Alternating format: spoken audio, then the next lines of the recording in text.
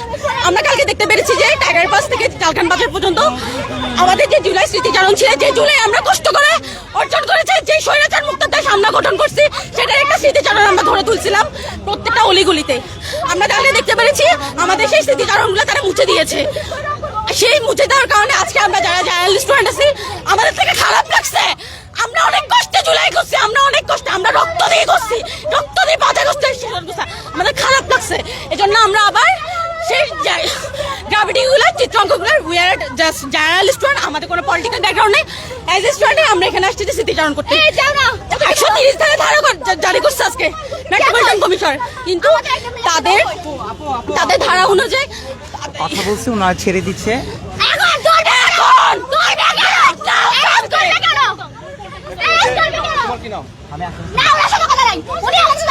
কথা না, আমি ছেলেদেরকে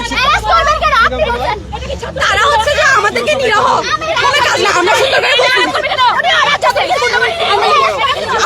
করে বলছি যে আমরা এখানে যে দেয়ালগুলো আছে আমরা একসাথে জড় হয়েছি 10 জনের মতো রং নেওয়ার জন্য।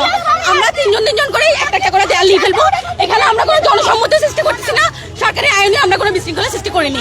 কিন্তু তারপরেও আমার ভাইদেরকে তারা অ্যারেস্ট করছে, বাধা দিচ্ছে, আমাদেরকে রং মারছে। কিন্তু কেন? আমরা কি terrorist? We look like a terrorist? No, we are not terrorists, we are a journalist. So why আমাদের সাথে এরকম ব্যবহার কি জন্য করছে? কেন? কি জন্য করবে? কই ছাত্রলীগ যখন এখানে এসে মিছিল করে, মিটিং করে, কই তখন যে আমি করে প্রশাসন দেখতে পারি না, কখন করে পুলিশ বাহিনী, করে আর্মি, করে ব্যাটালিয়ন থাকে না, তখন তাদেরকে শান্তিপূর্ণভাবে তারা আন্দোলন, তারা মিছিল করে যায়, তারা তখন কিছু করে না, তাদের কোনো বাহিনী থাকবে না। আপনারা বিভিন্ন নিউজ ফিডে দেখতে পারেন ছাত্রলীগরা নিজেদের ইচ্ছা মতন আসে, তারা নিজেদের মন মতো স্লোগান দেয়, জয় বাংলা স্লোগান দিয়ে বিভিন্ন প্রোগ্রাম করে, তারাও সেটা সফল করে, তারা চলে যায়। কিন্তু তখন কোনো পুলিশ থাকবে না, তখন কোনো বাহিনী থাকবে না। কিন্তু আজকে যখন আমরা সেই জুলাইয়ের মতন সাধারণ স্টুডেন্ট আসছি, আমাদেরকে আমাদের 24 জুলাইয়ের মতন আমাদেরকে বাধাপ্রাপ্ত করেছে, আমাদেরকে অ্যারেস্ট করছে। এই নিয়ে আমার 3 জন ভাইকে অ্যারেস্ট করা হয়েছে। কিন্তু কেন? আমার কোশ্চেন হচ্ছে কি জন্য আমার ভাইকে অ্যারেস্ট করা হয়েছে? যেহেতু আমার ভাইকে অ্যারেস্ট করছে, আমাদেরকে আমার ভাই রং করতে ছিল, তো আমরা আসছি, নয় ভাই দিবে নয় আমাদেরকে অ্যারেস্ট করবে। আমরা এটা জবাব চাই পুলিশ কমিশনারের কাছে, এখানে থাকা প্রত্যেকটা পার্সনের কাছে, যে আমাদের সাথে এরকম আচরণ কেন করা হয়েছে। আমরা বলছি আমরা দুজন হয়ে আমরা করবো, কোনো ঝামেলা করবো না। আমাদের থেকে রং নিয়ে গেছে 44 ধারা 30 ধারায় কোথায় লেখা আছে রং নিয়ে যাবে, রং নিয়েছে। আমি অন্তঃসত্ত্বা, আমি 4 মাসের অন্তঃসত্ত্বা, আমাকে ধাক্কা মারা হয়েছে, আমার ভাইদেরকে নিয়ে গিয়ে অ্যারেস্ট করা হয়েছে। অ্যারেস্ট কর অফিসার আমি, উনি নির্দেশে সবাইকে অ্যারেস্ট করা হয়েছে। কেন? মেয়েদেরকে ধাক্কা মারা হয়েছে ছেলে হয়ে। ওরা নিজেদের রং নিজেদের গায়ে মেরেছে। আমি কারো গায়ে হাত দিই নাই, আমি কারো গায়ে হাত দিই নাই। তাদের ক্যাডার আমরা বাধা দিয়েছি, আমাদের ফুল ফোর্স সহ।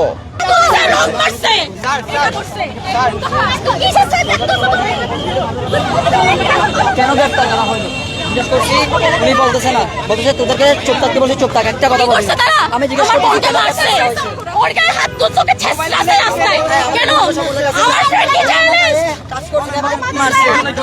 মারছে কেন? একটাই রিজন, সেটা হচ্ছে আমার ফোন নাকি ফ্লাইট মোডে দেনে, এই জন্য আমাকে মারছে। আচ্ছা,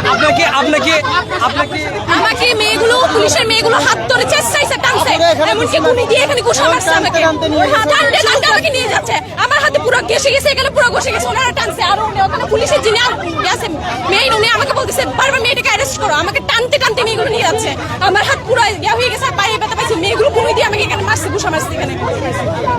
আমাদের উপর গায়ে কেন হাত তুলছে? এখানে তো হাত তোলার কথা ছিল না। আমাদের গায়ে হাত তুলেছে, ওনারা কোন জুরিসডিকশন আমাদের গ্রেফতার করছে আমরা জানি না, ওনারা কোন আইনে আমাদের গ্রেফতার করছে আমরা জানি না। আমি ওনাকে বারবার বলছি আমি একজন আইনি স্টুডেন্ট, এটা বলার পরেও আমাদের গায়ে হাত তুলেছে।